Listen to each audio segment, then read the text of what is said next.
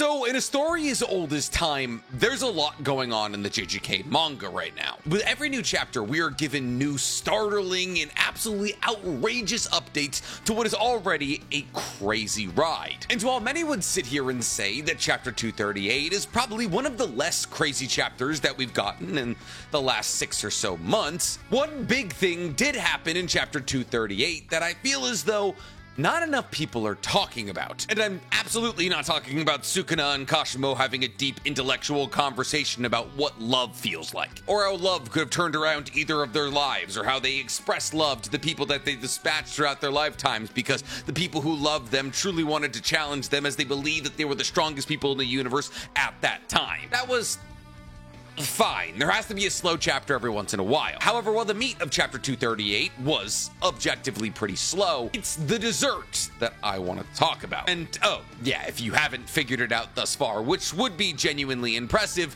we're going to be talking about recent JJK manga updates. So obviously, manga spoilers ahead here. But what is the dessert from chapter 238? Well, the dessert, and inarguably the most important moment from chapter 238, was the last page of chapter 238. The page that showed us Yuji and Higuruma, also known as the judge and his executioner, jumping into battle against Sukuna. And while simply the sheer act of them jumping into battle against Sukuna is enough for me to make multiple videos about, as I could speculate about whether or not they're strong enough to battle against true form Sukuna. I could speculate about what their battle plan is against true form Sukuna. I could ask the incredibly logical question as to why Yuji and Higuruma are the only two people to jump into battle against Sukuna. Like Yuta, the guy who we all identified as the second strongest person behind Gojo, isn't jumping in? And if Yuji's jumping into the battle, why isn't Maki? There's a lot of really good questions that could be answered in the forms of videos just from the sheer act of Yuji and Higuruma jumping into battle. But I actually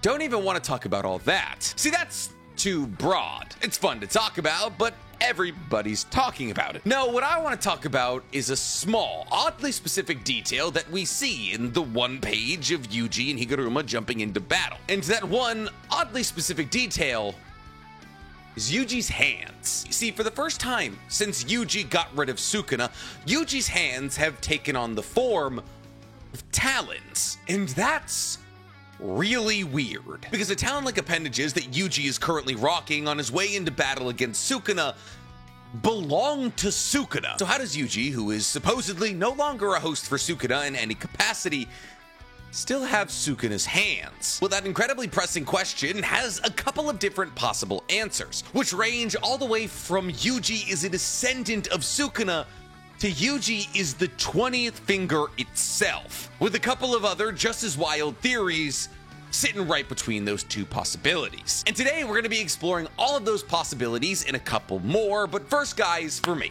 please like this video, subscribe to the page, and hit that noti bell. And if you like the idea of me talking about some of your favorite anime, then you're gonna love my anime podcast, Otaku's Anonymous, where me and Danny Mata break down everything that happened in anime this week. It's available on YouTube, Spotify, and Apple Podcasts. We're currently obsessed with Undead Unluck and Shangri-La Frontier, and obviously JJK. And if you guys want to help support me or my podcast, I just opened a brand new merch store that has some of the greatest anime sweatshirts, shirts, and sticker packs known to man. So Nick, are you well and truly making a video simply about Yuji's sharp fingers? I guess the answer is yes. But today's video is about a lot more than just sharp fingers. It's the implication of what comes along with Yuji having sharp fingers, and how I believe these implications will play into the closing chapters of JJK. The Yuji having sharp phalanges doesn't really mean all that much in terms of his power, but it does mean a lot in terms of his plot, because it brings us to the incredibly logical question, how? And maybe more importantly, why? And maybe most importantly, why now? See, here's the thing. Yuji has been Sukuna free since roughly chapter 212, if I'm remembering correctly, when Sukuna took over Yuji's body, ripped off one of his fingers, and fed that finger to Megumi, at which point Sukuna was able to transfer his consciousness from Yuji to Megumi. Now, this has been something that Sukuna had wanted to do ever since he saw Megumi was a user of the Ten Shadows technique, as he understood that the Ten Shadows technique in his hands would make him incredibly powerful. While Yuji hasn't been in a whole lot of fights since that switching moment, Yuji has been in a couple of fights. Maybe most importantly, he was in a fight against Sukuna in chapter 214. However, what's weird about this is that in this chapter, in this battle against Sukuna, Yuji's hands are regular, which is odd because there's no reason for Yuji to be any less serious in this battle against Sukuna than he is currently in his upcoming battle against Sukuna. I mean, I guess you could say Gojo being cut in half probably got his blood up a little bit, but still, why has Yuji manifested these talon-like phalanges now?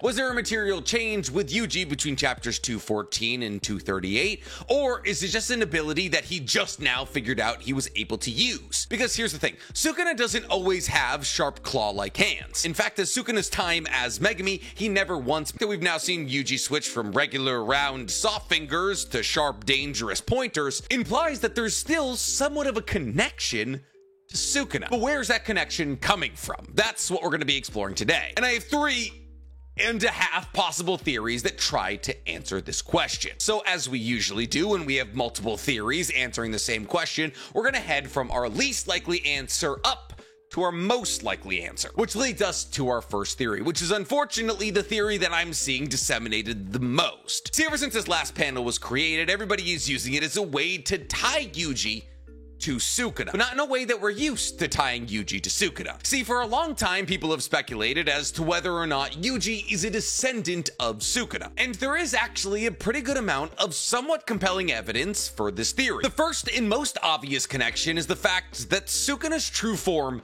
just looks a lot like Yuji. I mean, how many people do we know that have pink hair either in the real world or the JJK universe? And yet both Yuji and Sukuna's true form have pink hair. Their skin pigmentations are similar, their muscular tone is similar. I mean, considering the fact that these two entities existed 1,000 years apart, there's a shocking amount of similarities between Sukuna's true form and Yuji. So it's pretty easy to speculate that because they look similar, therefore they must be related. And there's actually more evidence than just, oh, you guys kind of look alike. When Sukuna and Yuji came head to head, Sukuna very cryptically stated something that sent the entire JJK fanbase into a tizzy. And that was when he stated about Yuji, oh, he's from that era. Now, the reason that this message sent the entire fanbase into a tizzy is because people believe that Sukuna was implying that Yuji is from the Heian era, also known as the Golden Age of Jujutsu, the era when he was alive. Now, this made a lot of people believe, because Yuji very obviously isn't 1,000 years old, that Sukuna was stating that something he did during the Heian period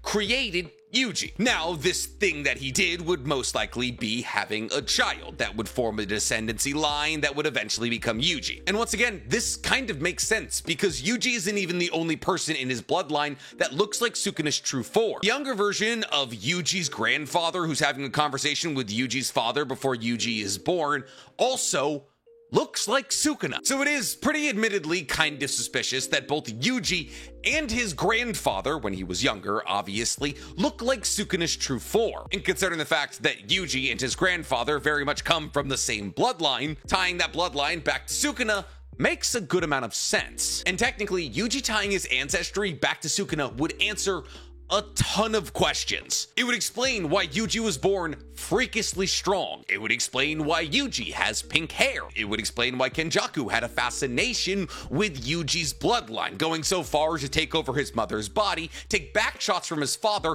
and become his mother. And more than anything, it would explain why Yuji was so perfect as a vessel for Sukuna. To take it even one step further than this, Bandai might have spoiled that Sukuna is an ancestor to Yuji in an Instagram post about toys. Yes, that's right, Bandai Namco Play, also known as Bandai Namco's toy Instagram account, posted a photo marketing Yuji and Sukuna's new toys that were coming out. And these toys were coming from Bandai Namco's Anime Heroes line. And the description to this photo read, "The King of Curses is ready to join your collection. Ryumin Sukuna is available for pre-order now. Pair him up with his descendant, Yuji Itadori, for the ultimate family reunion." That's really weird. Listen, if it just called Yuji Sukuna's descendant, I would chalk that up to a translation issue. But the fact that the post doubled down to say the ultimate family reunion is highly suspicious. And as somebody who's had connections with Bandai Namco for a long time, trust me, They know things early. They're the reason I get to know things early, and they make me sign a bunch of really fun NDAs so you don't get to know things early. However, there is one problem with this theory, and it's the fact that it's already been confirmed to not be possible. What do I mean? Well, it was stated by Gegege Kitami in an official fan book about a year ago that Sukuna had no wives or any children. In the roughly 110-page fan book, Gegege Kitami answered questions about all of the characters in JJK. And one of the questions about Sukuna is, did he have any wives or children? To which the mangaka stated, no, he has Arame, who is his minion/servant, and that is it. So while yes, Yuji being the descendant of Sukuna would be incredible, the reason that she's an incredibly important talking point is, well, Kenjaku, as we learned that Kenjaku at one point or another took over Kaori's dead body and decided to become Yuji's mother in one of the most diabolical, weird, and twisted things we've ever seen a villain do in manga ever. I mean, genuinely, how many times has the main villain of a story taken over the mother of the main character to get their back blown out by their father to become their mother? I mean, it's a sick and twisted thing to write. I don't even know how Gegege Kitami could get there in the first place. But when you get past the incredibly sick and twisted nature of all of this, it brings you to an incredibly important question. Why? Why did Kenjaku choose Kaori Itadori? Why would Kenjaku go so far as to take over her body, to become Yuji's mother? Now, obviously, Kenjaku has been playing with life for as long as they've existed, as one of the most clear and obvious things that Kenjaku has ever done was the creation of the 9 Death Womb paintings, who are half cursed spirit, half human. But the way that a lot of people are trying to answer the question of why Kaori Itadori is because Kenjaku knew that the Itadori bloodline draws back to Sukuna, and therefore that because the bloodline draws back to Sukuna by making a baby from the Itadori bloodline, that he would get the perfect Sukuna vessel. However, I don't think it's that complicated. See, I believe the answer to the question of why the Itadori bloodline is a rather simple one. See, Kenjaku is nothing if but an opportunist, especially when it comes to the topic of creating life. I mean, the Death Womb paintings kind of fell in his lap, as the woman who was the inspiration and the creator of the Death Womb paintings was thrown out of her village for having a half-cursed spirit, half-human baby, and therefore she went to the temple where Kenjaku was unfortunately currently existing, and Kenjaku took her in and then forced her to have 9 children and 9 abortions, who would all later become the 9 Cursed Womb paintings. I believe that Kaori and therefore Yuji kind of fall into a similar situation, where Kaori was a powerful jujutsu sorcerer who had a gravity manipulation curse technique. We don't talk about that enough. Who wanted to have a child with a husband who was desperate for a child, but unfortunately died before she was able to have a child with that husband, and therefore Kenjaku identified not only an opportunity to take over a powerful sorcerer and therefore receive that curse technique, but also have a child with a man who was desperate to have a child and therefore would allow Kaori/Kenjaku do whatever they wanted to do to Yuji, which is exactly what Kenjaku did. As Kenjaku explicitly stated in a conversation in chapter 203 with Choso, that Yuji was genetically engineered to be the perfect vessel for Sukuna, something that Yuji's father would have had to allow Kenjaku to do. So I think it's less of Kenjaku camping outside of the Itadori household waiting for Kaori to die or possibly killing her himself, and more just them identifying an advantageous situation and taking advantage of it. And Kenjaku telling Choso that Yuji was made specifically to be a perfect vessel for Sukuna answers all of the same questions pretty much in the same way that Yuji being related to Sukuna answers. It explains the likeness, the power, the fact that he's such a good vessel, all with the added bonus of not being explicitly shot down by the man who writes the story. So if Sukuna isn't related to Yuji, then where are the hands coming from? Well, there is 2 other, more likely possibilities. Well, actually 2.5. So let's get into the second possibility. This possibility is relatively simple and pretty straightforward. The reason that Yuji has Sukuna's hands once again is that he ate the 20th finger. And this theory, to me at least, makes a lot more sense than Yuji being related to Sukuna. See, because here's the thing. As we all know, the Megami version of Sukuna, and now this true form Sukuna, have 19 fingers of the original 20 fingers that Sukuna split himself off into. Now, we've never actually gotten a confirmation of where the 20th finger is. Sukuna and pretty much the world at large guessed that the 20th finger was on Gojo, as Gojo would hold on to the final finger in order to make sure that it would never end up in Yuji, as the second that Yuji got all 20 fingers, he would be killed, and Gojo didn't want that. And while that seems like an incredibly likely answer, it's never technically been confirmed. We never see Gojo putting the 20th finger in a little pocket or anything like that. It's just everybody else speculating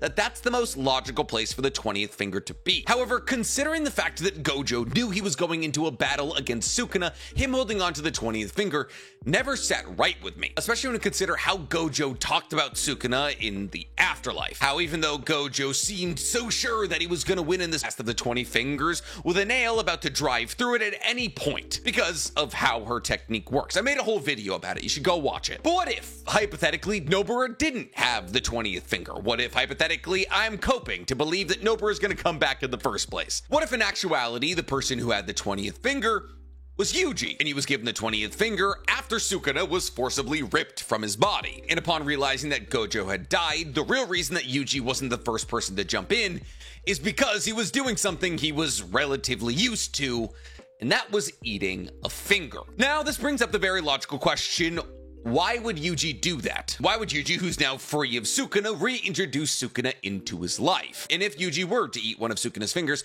wouldn't that run the possibility of there being two Sukunas? Yeah. Technically, maybe. I actually don't really know. Could Sukuna exist in two separate bodies simultaneously?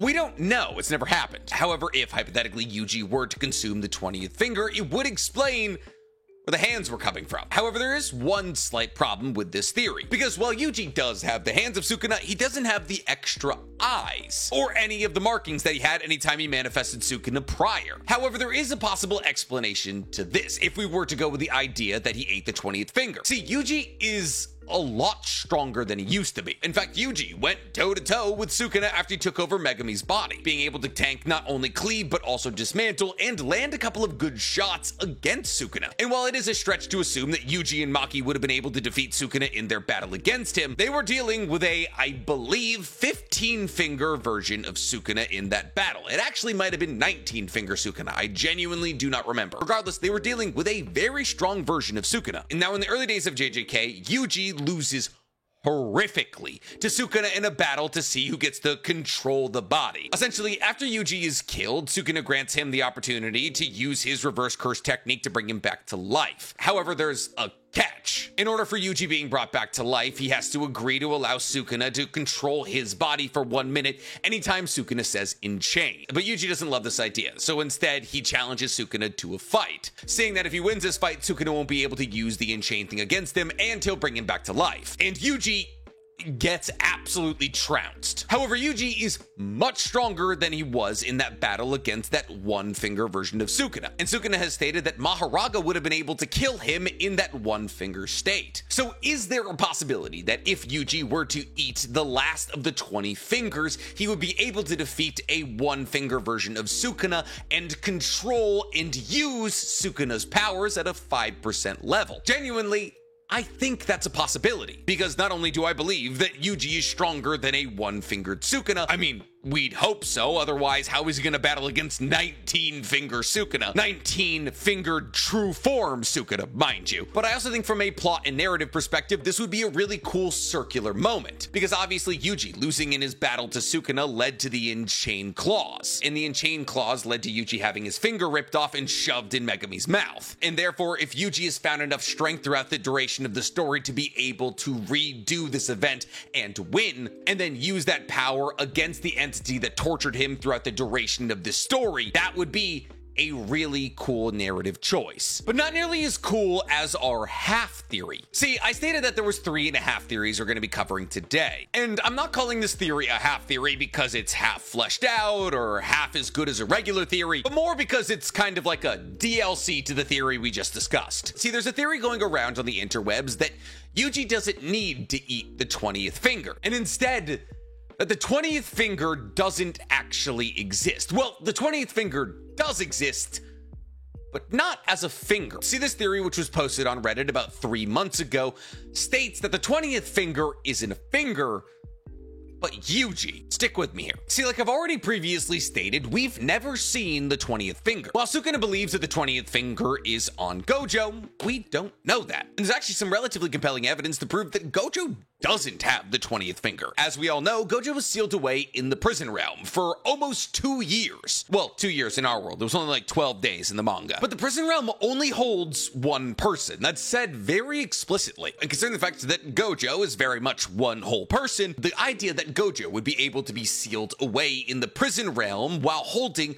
one of Sukuna's fingers is a bit hairy. See, because, well, technically Sukuna's fingers are cursed objects, they do hold a sliver of a person, 5%. Which would mean if Gojo were to be sealed away in the prison realm while holding on to one of Sukuna's fingers, there would be technically more than one person sealed in the prison realm. Now, it could be a caveat that because Sukuna's finger is a cursed object, it could be sealed away in the prison realm with Gojo, but it does raise some pretty logical red flags. Not to mention that it was stated by Angel that Kenjaku was the person who taught Sukuna how to break his soul into fingers. And there's been a theory going around for a long time that at one point or another, Kenjaku was actually in possession of all of Sukuna's fingers. And therefore, Kenjaku went around Japan placing Sukuna's fingers in places that he believed that Yuji would run into, which explains why Sukuna's fingers ended up in a couple of places that Yuji might have ended up at, like a school or a juvenile detention center. And thus, his theory states that Kenjaku spread about 19 fingers, but he held on to one of them. And the reason that he held on to this final finger